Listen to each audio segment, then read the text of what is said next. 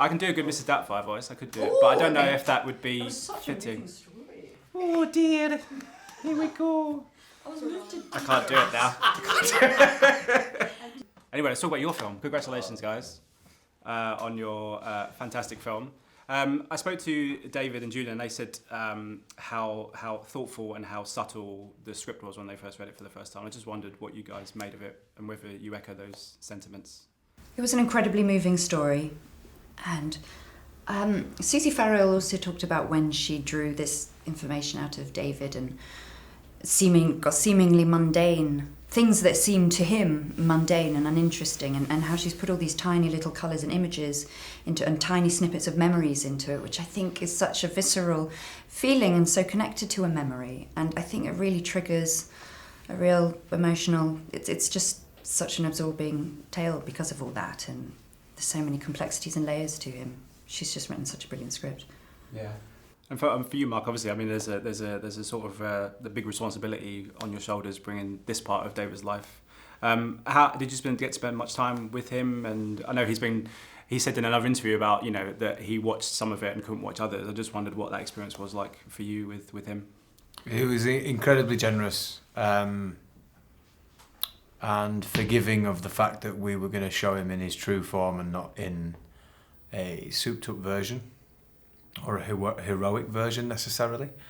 For me, the script was interesting because to delve into his way of thinking, his psychology, it's the draw for me. So to try and work out why he makes certain decisions, and those decisions would often unfold an experience or a reason for, it's like dot to dot, you know, what this happens to him, so that's therefore this has happened to him, and that in itself, the middle ground, is what's interesting. You know, you find out why, and so Susie Farrell's script offered those questions and answers, and being able to play it and having David on hand constantly in the position that he's in now, where he's found his own voice, he could be incredibly insightful and allow my empathy to an extent to connect to his truth, and hopefully we show it in the light that it should be shown in, which is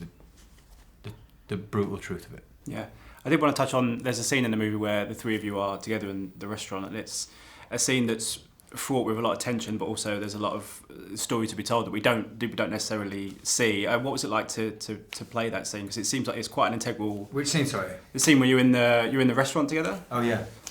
I just wondered that, because it's a scene that obviously you're seeing your dad it's when he sees his dad for the first time in quite a long time. Yeah. And obviously you're there as the new partner and stuff. I just wondered what that was like to play, because there's quite a lot of the story that can be told from that one scene. Yeah, for me it was fascinating. I'd been filming for like 3 weeks without Dougray being around at all. I'd met him before he'd got into makeup and costume and everything like that, and made his transition, if you like. So for me, it was at a point in the schedule where it felt like we'd done enough work that when he walked in, I felt immediately undermined. And so, which was case in point of the scene, really. But it just felt like, I don't know whether it's that we'd done the right amount of work and the right work, that when he came in, there was a sense of, he's in control of me, you know, straight away. He's trying to undermine him, he's trying to destabilise him, he's trying to belittle him and make him feel as small as possible, because that's what his relationship was like with his son. It was about control, and with his wife as well. And then, you know, what he says to me, he says, "You're just the same as me in a better suit." Yeah. Which is an awful thing to say to someone who he knows that I know, obviously, what he's gone through. And to throw that at your son, I mean, it's just such a dark relationship. And do you know what? There was a moment, you might not remember, it might have meant more to me than it did to you, but it was a small thing, and it was outside the realm of the scene, actually. We were leaving the restaurant, and I suggested that you hold the door, and you said, "No, you hold the door." And Julian chose your decision. And it was a little thing like that, and I think that we'd done the work enough for that to actually have an effect. Normally it'd just be, okay, fine, that's how we're going to do it. But I felt like we delved into who they were enough for that to actually be an undermining moment. Yeah. Even the decision from the director felt absolutely, and it was helpful. Yeah, for sure. I mean, it's obviously a movie that touches many things about sexual abuse and obviously mental health. What are you guys hoping the audiences kind of, not so much take away, but they maybe learn something, or it could be a catalyst for someone to maybe speak up when they haven't before?